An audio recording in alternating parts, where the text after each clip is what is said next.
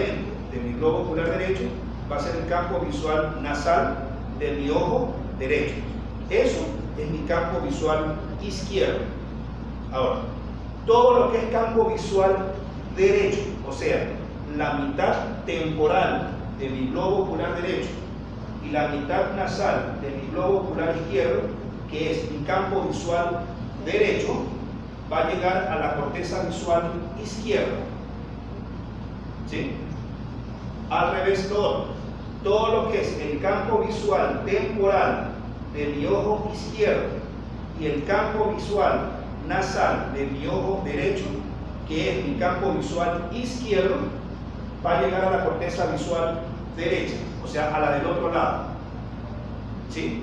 Por lo tanto, cuando vean pacientes que tengan una lesión, por decirlo acá, en la corteza visual del lado izquierdo, este fulano va a tener este tipo de anomalías. Va a tener dificultad para ver su campo visual derecho. En este caso, si este es mi ojo izquierdo y este es mi ojo derecho, este fulano no puede ver con su campo visual temporal de su ojo derecho, pero tampoco puede ver con su campo visual nasal de su ojo izquierdo. ¿Sí? A eso se le llama hemianopsia.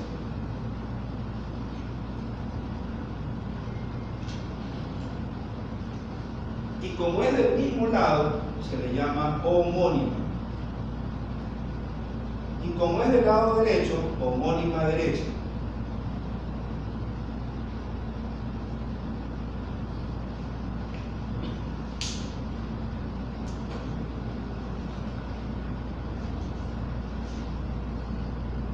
Y lo mismo ocurre si hay una lesión en la corteza visual del lado derecho.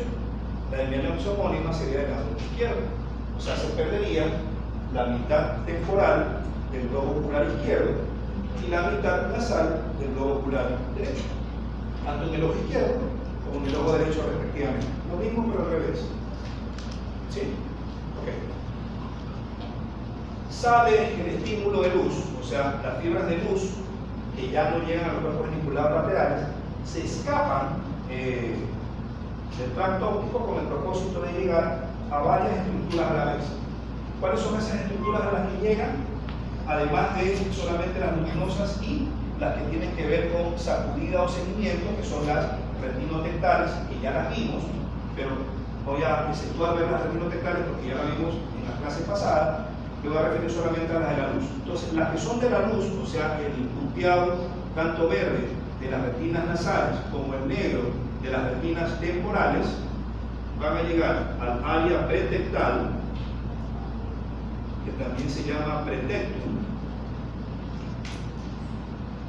y a la comisura gris posterior.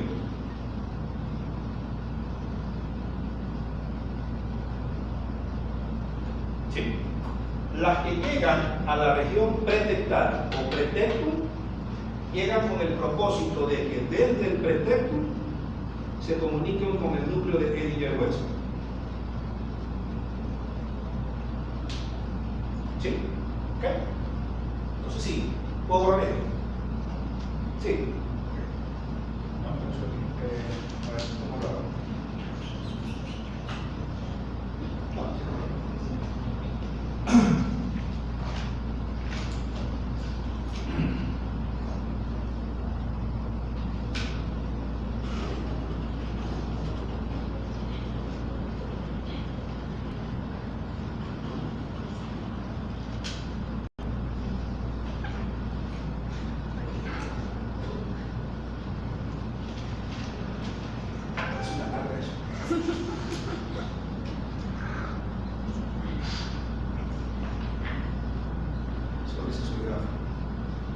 Estos serían los tubérculos cuadrigéminos superiores, bla bla bla. Acá estaría el núcleo rojo, la sustancia negra, pero eso lo vemos después. Entonces aquí estaría el acueducto de Silvio, mejor más pequeño. Estaría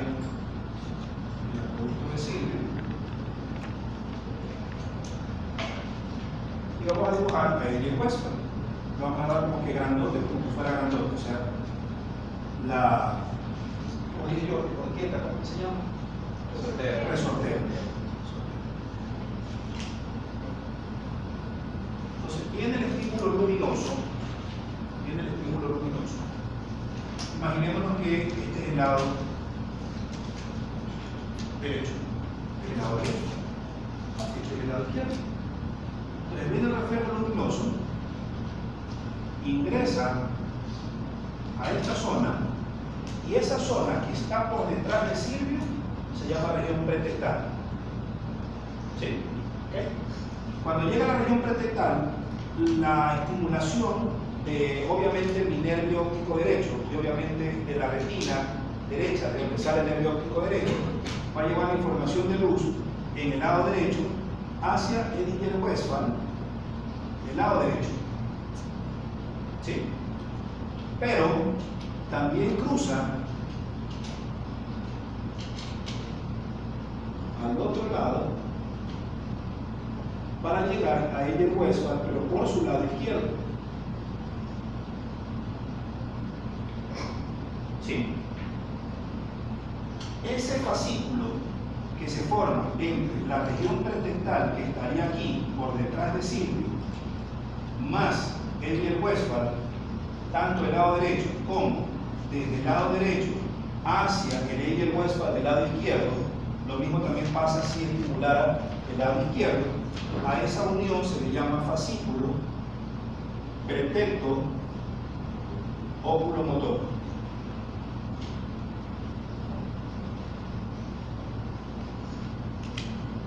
¿Sí? Y del fascículo pretecto oculomotor es la unión entre el pretectum o región pretectal con el núcleo de Elliott Westphal. Y de ahí, obviamente, va a salir el nervio más las fibras parasimpáticas del núcleo de Elliott Westphal. ¿A través de quién? El motor ocular común de un lado y el motor ocular común del otro lado. ¿Para dirigirse hacia dónde? Hacia ambos globos oculares, con el propósito de contraer la pupila.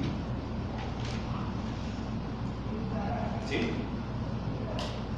Entonces, dense cuenta que además de que las fibras del nervio óptico sufren una decusación o entrecruzamiento en dónde? En el quiasma, o sea, en primer lugar, número 1, y sufren también una decusación en esto que está formando el fascículo pretecto oculomotor. Ese entrecruzamiento, o sea, este cruce de fibras que hacen las del lado derecho al lado izquierdo y obviamente las del lado izquierdo al lado derecho, a esto se le llama comisura gris posterior. Por lo tanto, el quiasma 1 y la comisura gris posterior 2 son las dos decusaciones que permiten que, independientemente de la cantidad de luz que ustedes le impriman a una pupila, puede ser con muy poca luz o un poco más importante en la luz de un faro delante de la careta de una persona, independientemente de la cantidad o ínfima o excesiva de luz, independientemente de cada lado, siempre se van a estimular a la vez ambas pupilas, ya sea la del lado derecho y reacciona también la del derecho, pero también la del izquierdo o viceversa. A eso se le llama reflejo fotomotor en la pupila directamente estimulada por el reflejo luminoso, y a la pupila que no está siendo directamente estimulada se le llama reflejo consensual. O sea, yo lo pongo a alguno de ustedes, vengo con una lamparita y estimulo el globo ocular del lado derecho, la pupila del ojo derecho se contrae. En el ojo derecho que está siendo estimulado, el reflejo de esa pupila será el reflejo fotomotor de ese ojo. Pero en el ojo izquierdo también va a pasar lo mismo, y a ese se le llama consensual. Y lo mismo ocurre si yo obviamente utilizo el reflejo pupilar luminoso en el ojo izquierdo y viceversa. La misma cuestión. ¿Sí? ¿Alguna pregunta? ¿No? En caso que no se den el otro porque algo está fallando en el tercer par de ese grupo. ¿Sí? Entonces, eso se llama, vamos a instalar aquí, eso se llama anisocoria. Anisocoria. La anisocoria generalmente es desigualdad pupilar, pero a expensas de la respuesta eferente. ¿A qué me refiero con respuesta eferente? Porque si yo estimulo un ojo, la respuesta, perdón, no sería la respuesta, el estímulo aferente lo llevaría a quién? El nervio óptico, o sea, el segundo par craneal. Pero la respuesta eferente debería ser bilateral para ambos ojos, pero a través de quién? Del motor ocular común. Funciona un óptico, el que es estimulado, pero funcionan los dos motores oculares comunes. Entonces imaginémonos que yo, utilicemos el ejemplo para ver si entendieron esto. Yo vengo y estimulo la pupila del globo ocular derecho de una persona. Y la pupila en ese globo ocular derecho sí se torna miótica, pero no la del lado izquierdo. ¿En dónde está la lesión? ¿En el nervio óptico o en el motor ocular común? ¿Y en qué lado? ¿De qué lado? ¿En qué lado? ¿De lado? Estimulo con luz el globo ocular derecho de cualquier fulano, y en el globo ocular derecho el reflejo fotomotor sí se presenta, o sea, se contrae la pupila, hay miosis o constricción pupilar, pero se mantiene dilatada la del lado contrario, que no es el estimulado y sería por lo tanto la respuesta consensual del globo ocular derecho. ¿Dónde está la lesión? ¿En el nervio óptico o en el motor ocular común? ¿Y de qué lado? ¿En el motor ocular común? ¿Por qué derecho? En el izquierdo. Porque el que no está dilatándose, perdón, el que no se está contrayendo es el izquierdo. Sí, ¿okay? Porque si hay buen estímulo de aferencia, o sea, de entrada, pero no hay vuelo de salida o eferencia. En este caso, la respuesta de salida o la eferencia es la constricción pupilar. Si no la ves en el ojo que ha sido no estimulado, pero sí se produce en el de acá, la lesión está en el otro ojo. O sea, no en el otro ojo, en el motor ocular común, pero del ojo contrario. ¿Sí? En cambio, si hago lo mismo, pero en el globo ocular izquierdo, en el mismo fulano, con la lesión del motor ocular común del lado izquierdo, ¿qué pasa con la pupila del lado derecho? Se contrae normal, porque la lesión está en el lado de acá, pero no en el de acá. ¿Sí? Y el nervio óptico del lado izquierdo está normal. Sí me entiendo la idea. Además de esto, o sea, además de la constricción pupilar, existe una triada que hace que una persona, cuando la examina a un paciente, se dé cuenta que el mesencéfalo del motor ocular común está patologizado. Esa triada se llama triada de convergencia, acomodación y miosis.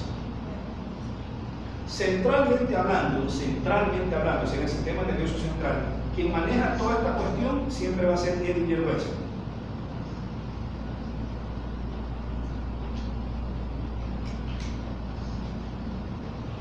Pero periféricamente hablando, quien maneja esto se llama ganglio ciliar. El ganglio ciliar está a un lado, está hacia afuera del trayecto del nervio óptico, obviamente la órbita. Este ganglio ciliar, a su vez, está dividido o está formado por dos estructuras. El cuerpo ciliar se encarga de la acomodación del cristalino.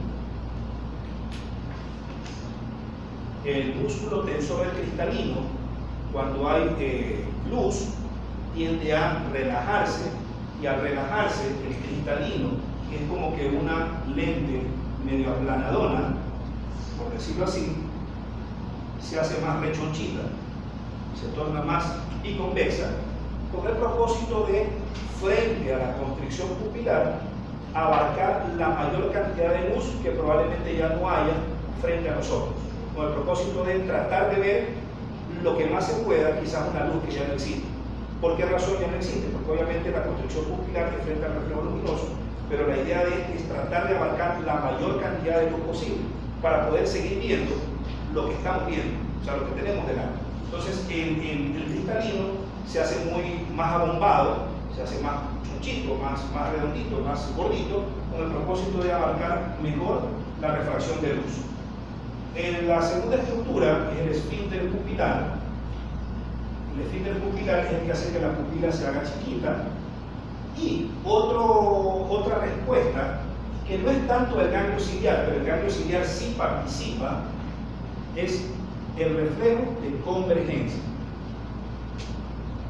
El reflejo de convergencia utiliza la misma vía que utiliza el reflejo luminoso, pero para producir la convergencia significa que los dos globos oculares miren hacia adentro, y al mirar hacia adentro, quien se estimulan son los rectos internos, que lo obligan a los dos ojos, el izquierdo y el derecho, a hacerse mismo, o sea, el estrabismo convergente.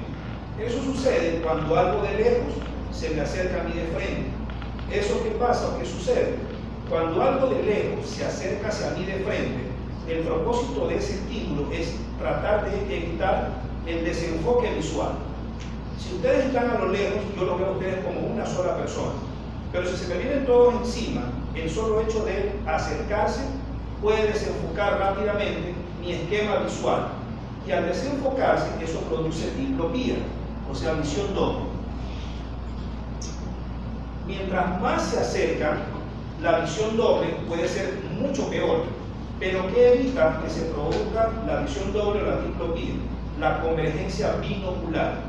O sea, que el globo ocular izquierdo se vaya para adentro y el globo ocular derecho se vaya para adentro. A eso se le llama reflejo de convergencia. Y cuando sucede el reflejo de convergencia, además de que los globos oculares se meten, para la redundancia, hacia adentro, también en ese momento se contrae la pupila. Por lo tanto, la pupila se contrae bajo dos mecanismos: luz, pero también con convergencia binocular. ¿Sí? Así que no es solamente con la luz, por si acaso. Por lo tanto, esa triada se llama triada de convergencia, acomodación y miosis. Ahora, ¿por qué se produce la convergencia? ¿O cómo se le explica? Hace un rato vimos que la información de los cuerpos geniculados laterales llegaba ¿a dónde? A las áreas 17, bla, bla, bla, y 17, bla, bla, bla. ¿Ok? Pero acá arriba les voy a dibujar la corteza frontal. Y en la corteza frontal tenemos un lado el área 8 y el área 8 del otro lado. ¿Sí? O sea, la circunvolución frontal media de un lado y la circunvolución frontal media del otro lado, o sea, los campos oculares de extrógiro, el que está a la izquierda, y de bóvero, el que está a la derecha.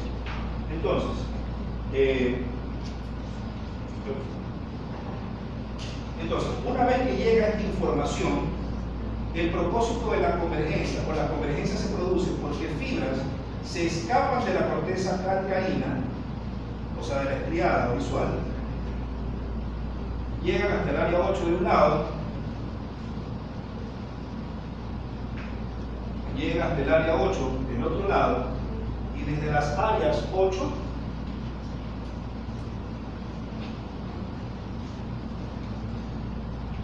parten fibras que van directamente al motor ocular común, pero ¿en qué subnúcleos? En los subnúcleos del músculo recto medio de un ojo, y en el subnúcleo del músculo recto medio del otro ojo. Y una vez que llegan a esto, salen ¿con quién? Con el motor ocular común del lado izquierdo, con el motor ocular común del lado derecho, obligando al ojo a ver hacia adentro. Repito. ¿Sí?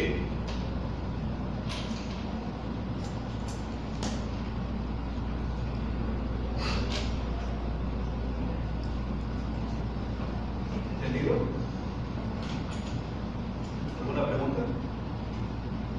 No. ¿Alguna pregunta si te he entendido? ¿Seguro? ¿Seguro? ¿Puedes repetir? Eso del gramo de la fibra. De los dos globos. Algunas fibras, ya vimos que las fibras que soportan la visión, exceptuando la luz, llegan a los cuerpos geniculados laterales. Esto lo vamos a ver en tarde. De los cuerpos articulados laterales parten fibras, la radiación visual, la radiación de gran violeta, del lado izquierdo y del lado derecho, para dirigirse a la corteza visual estriada o occipital de cada lado izquierdo y derecho. Esta información cambia en el momento en que algo me obliga a mí a producir convergencia binocular. O sea, ustedes se me vienen de frente mío. Entonces yo, para evitar a no ver para ustedes como personas duplicadas, mis ojos tratan de meterse hacia adentro, valga la redundancia, para enfocar mejor el desenfoque visual de la rapidez de ustedes de lejos, acercándose a mí. Entonces, para evitar la diplopia, mis dos globos oculares, para permitirme verlos mejor y no duplicados, ven hacia adentro. A eso se llama estrabismo. Como están viendo hacia adentro, se llama estrabismo convergente. Por lo tanto, ese reflejo se llama convergencia, y si es de los dos ojos se llama binocular. ¿Sí? Hasta ahí estamos bien. Ok. Entonces, si ustedes se me vinieran a mí encima o me muestran mientras me están haciendo los reflejos, bla, bla, bla, y me alejan esto y me lo acercan, levemente mis globos oculares se van hacia adentro. O sea, el derecho aduce y el izquierdo aduce. Cuando pasa eso, la información de lo que yo estoy viendo, obviamente lo veo en mi corteza visual occipital. Pero lo que veo, en el momento en que me obligan a mí a hacer convergencia binocular, la información visual de lo que estoy viendo, acá abajo, o sea, acá atrás, en la corteza occipital, se comunica rápidamente con la corteza frontal, específicamente en las áreas 8, que siempre son las que participan en oculomotilidad. O sea, en el campo ocular dextrógeno, del lado izquierdo, y en el campo ocular levógeno, del lado derecho. Y desde estas áreas, del mismo lado, parten fibras que descienden a la milésima de millonésima de segundo a el motor ocular común, al núcleo, pero caen precisamente solamente en los subnúcleos de los músculos rectos mediales o internos.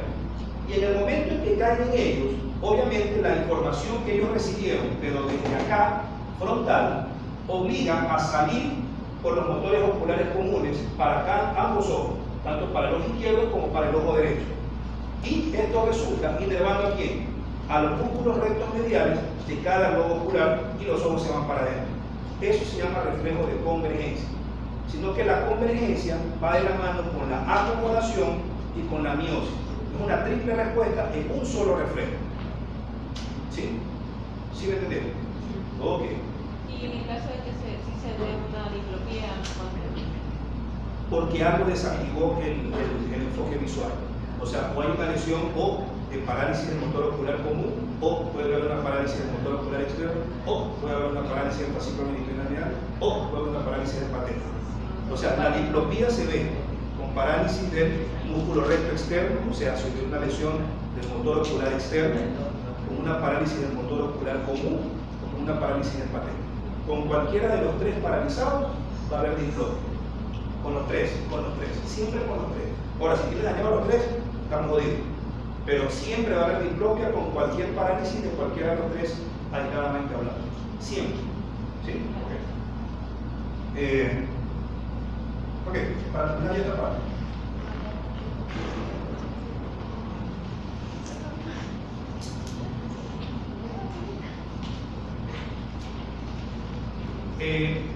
Los núcleos relacionados con el motor ocular común los ayudan a él y a la musculatura a funcionar bien. Entonces, recuerden que había en el puente un sistema que integraba la información supranuclear de la corteza para llevar mi mirada hacia un lado o hacia el otro, o sea, la reversión ocular. A eso se llamaba formación reticular paramediana continua, que es el centro nuclear de la lateroversión ocular. Esta formación reticular paramediana continua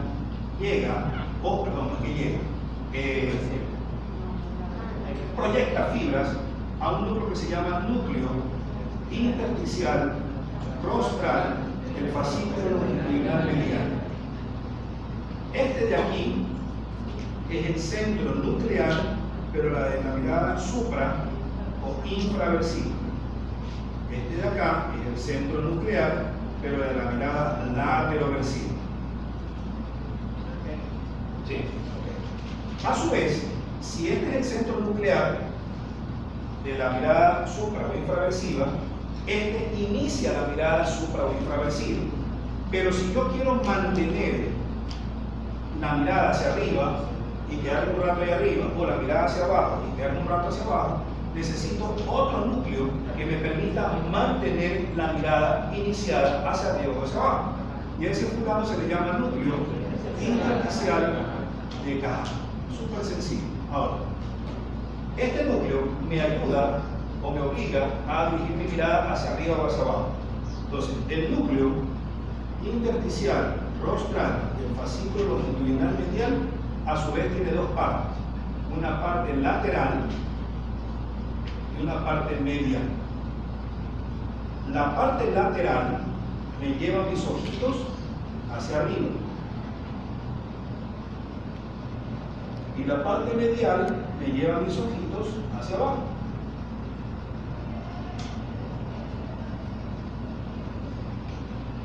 Cuando yo llevo mi mirada hacia arriba, o sea, supraversión ocular, utilizo al recto superior y al oblicuo inferior.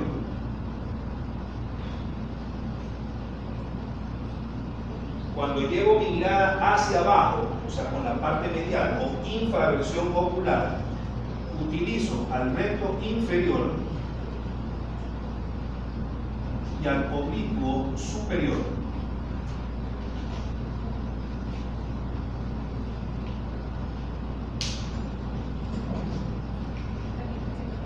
Entonces, mirada hacia arriba, recto superior, oblicuo inferior. Mirada hacia abajo, recto inferior, oblicuo superior. Sí, ok. ¿Borro? ¿Borro? Vamos a llevar hacia arriba los ojos. Carajo.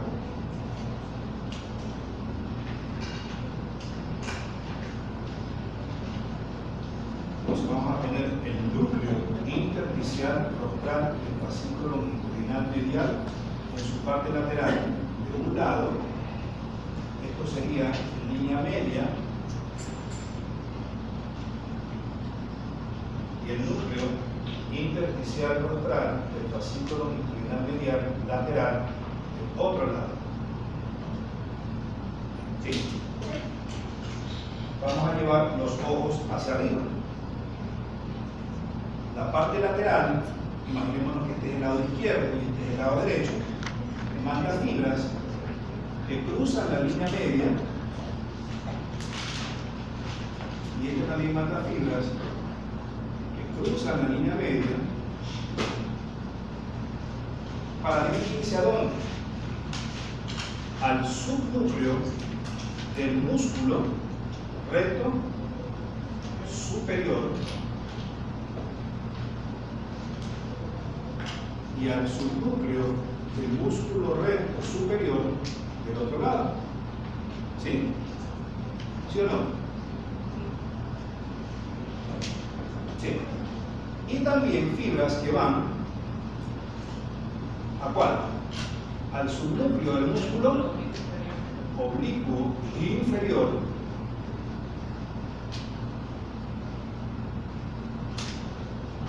y al subnúcleo del músculo oblicuo inferior. Vamos a llevar los ojos hacia arriba.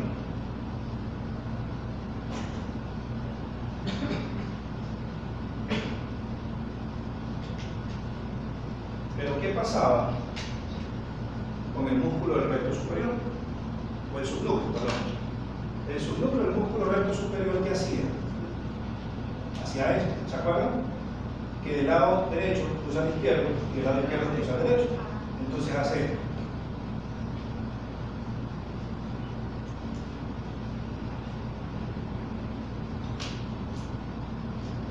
Para dirigirse al otro ojo, al músculo recto superior, en este caso del ojo izquierdo, pero sale del lado derecho, y al músculo recto superior del ojo derecho, pero sale desde el ojo izquierdo, perdón, no es el ojo izquierdo, es el lado izquierdo.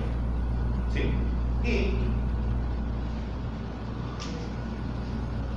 Y el oblicuo inferior sí sale del mismo lado.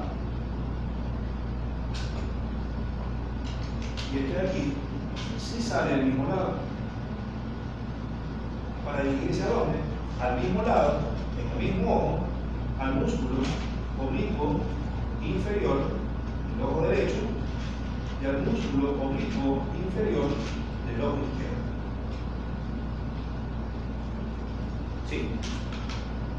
Las fibras que se cruzan, o sea, las de la parte lateral, al cruzarse de izquierda a derecha y de derecha a izquierda, se cruzan utilizando a la comisura gris posterior.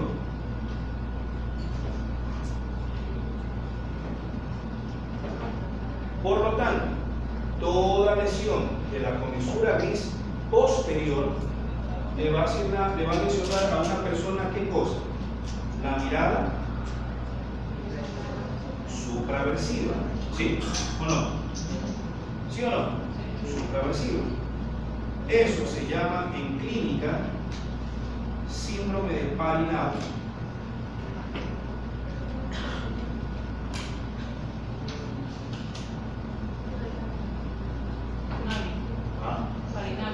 Parinado, P-A-R-I-N-A-U-D, parinado, o parinó se le dice.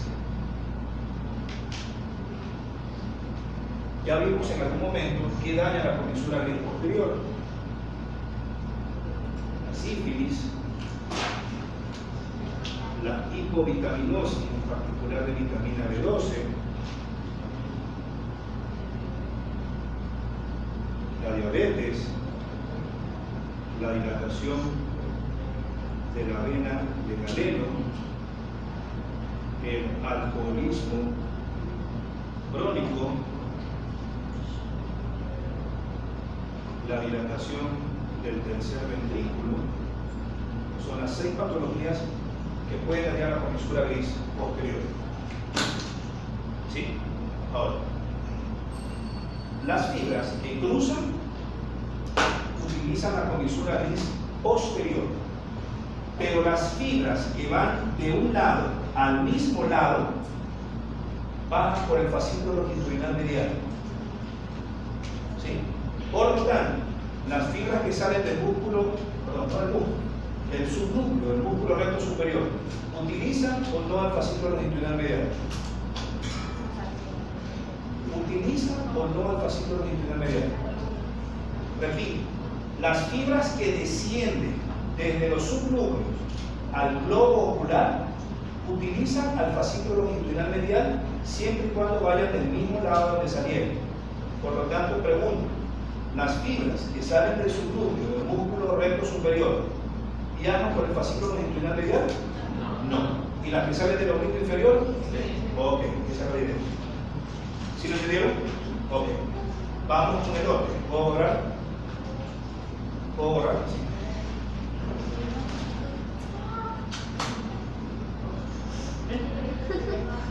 ¿Ah?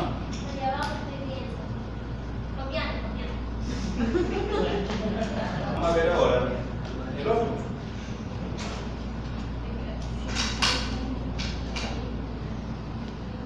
El núcleo intersticial rostral del fascículo longitudinal medial en su parte medial de un lado, esta línea media,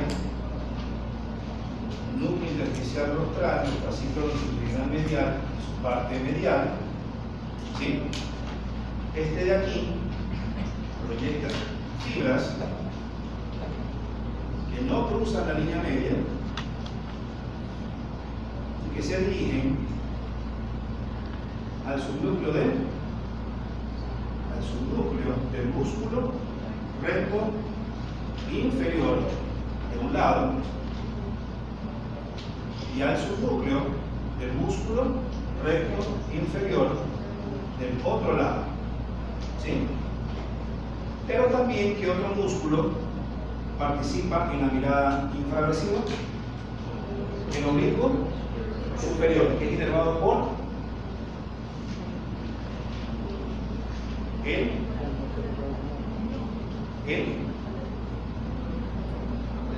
¿Quién inerva el oblicuo superior? ¿Ah? No, el oblicuo superior. ¿Ah?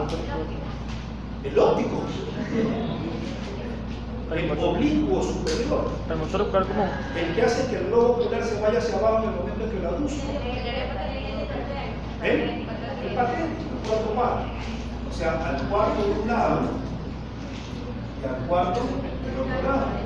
Entonces vamos a distribuir mis ojitos hacia dónde? Hacia abajo.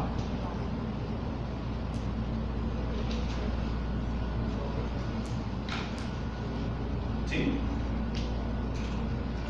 El músculo recto inferior sale del mismo lado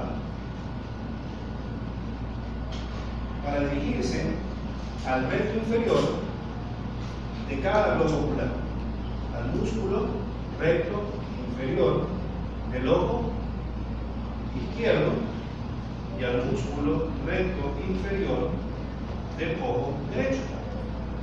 ¿Sí? Pero el cuarto par, como núcleo, también hace lo mismo que hace el subnúcleo del músculo del recto superior. Lo mismo. Y cruza de un lado al otro y del otro lado y viceversa. O sea, hace eso.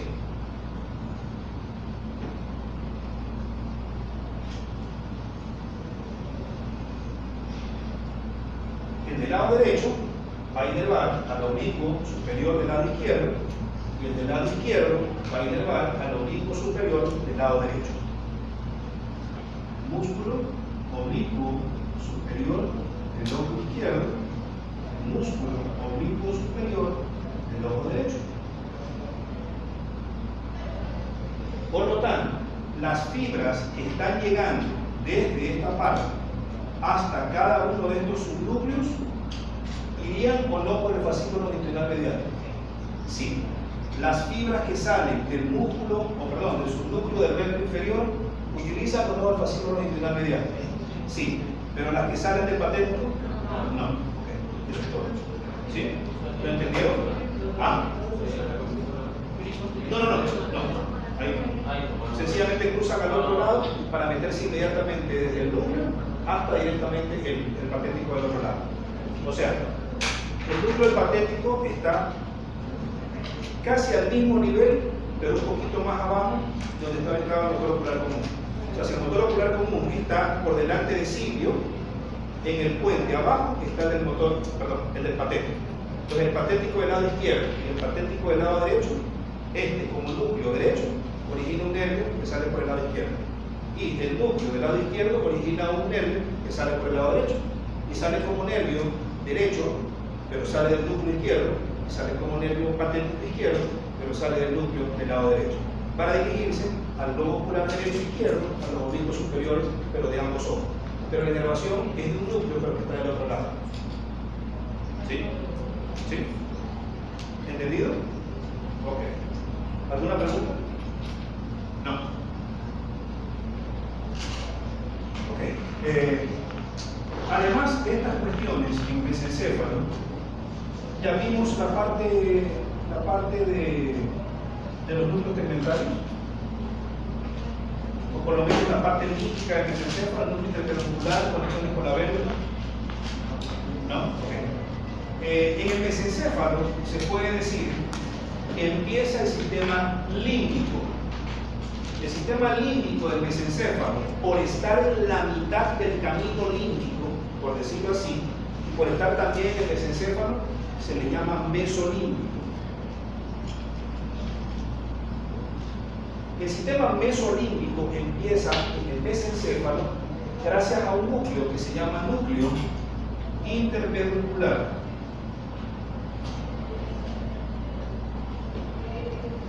Este núcleo interpeduncular recibe información de una estructura que veremos la próxima clase, pero que es la estructura principal del epitálamo o epífisis, que es básicamente lo que maneja la secreción de melatonina en la glándula pineal.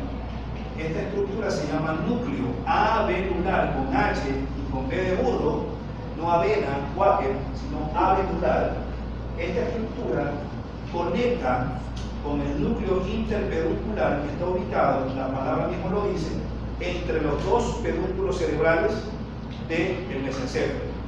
Ese fascículo que lo une se llama fascículo retroflexo o retroreflejo de Meyler. ¿Sí?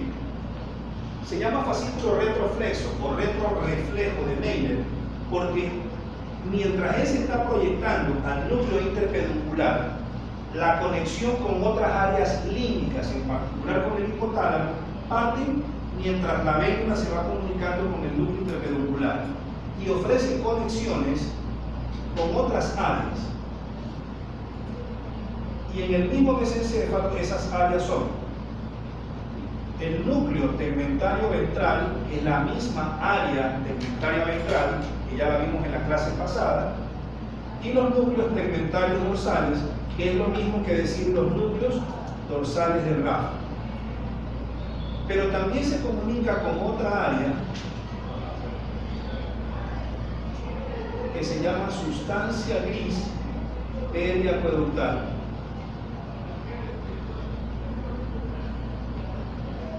Esta sustancia gris periacueductal está ubicada alrededor del acueducto del círculo. ¿Sí? Pero la conexión con estructuras límbicas por encima le da la característica de ser mesolímbico. O sea, es una conexión súper importante en la parte sexual en relación con la secreción hormonal y en particular en las mujeres. Eso lo vemos en hipotálamo. Entonces, esto de aquí se comunica con dos estructuras del hipotálamo. Una que se llama cuerpos mamilares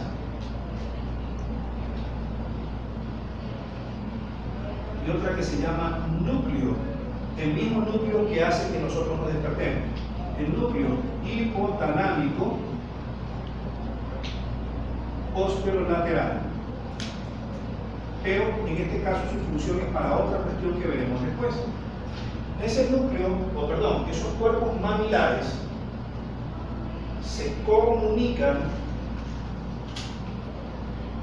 con los dos núcleos tegmentarios, tanto ventral como el núcleo tegmentario dorsal, que están en el mesencéfalo, a través de un fascículo que se llama fascículo mamilo-tegmentario.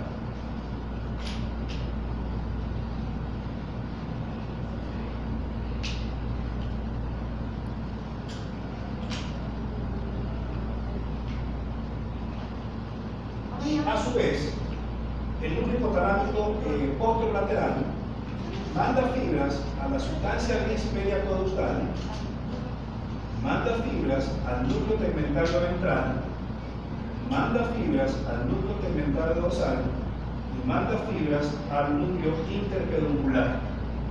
Y esas fibras se llaman en conjunto haz longitudinal dorsal de Schutz.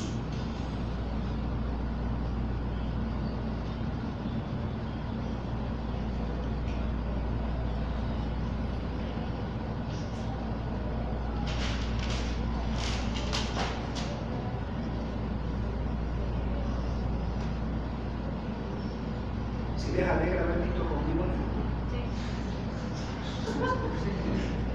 se dicen de corazón. ¿Ah? En la evaluación docente. Sí. No, les alegra haber visto